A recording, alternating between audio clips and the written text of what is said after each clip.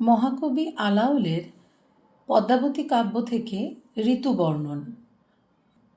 প্রথমে বসন্ত ঋতু নবীন পল্লব, দুই পক্ষ আগে পাছে মধ্যে সমাধব। মলয়া সমীর হইলা কামের পদাতি, মুকুলিত কইল তবে বৃক্ষ বনস্পতি। কুসুমিত কিংশুক সঘন বনলাল, পুষ্পিত সুরঙ্গ মল্লী লবঙ্গ গুলাল। ভ্রমরের ঝঙ্কার কোকিল কলরব, শুনিতে যুবক মনে জাগে অনুভব। নানা পুষ্পমালা গলে বড় হরষিত, বিচিত্র বসন অঙ্গে চন্দন চর্চিত। নিদাগ সময়ে অতি প্রচণ্ড তপন, রৌদ্র ত্রাসে রহে ছায়া চরণে শরণ।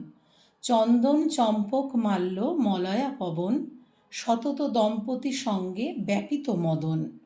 পাবন সময় ঘন ঘন গরজিত, নির্ভয়ে বরিশে জল চৌদিকে পড়িত।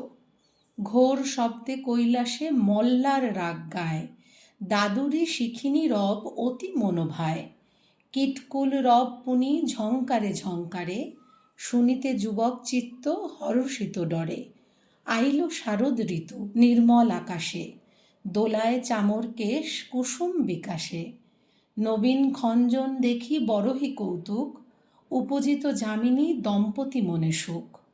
প্রবেশে হেমন্ত ঋতু শীত অতি যায়, পুষ্পতুল্য তাম্বুল অধিক সুখ হয়।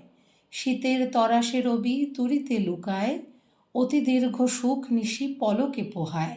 পুষ্পশয্যা ভেদ ভুলি বিচিত্র বসন, উড়ে উড়ে এক হইলে শীত নিবারণ।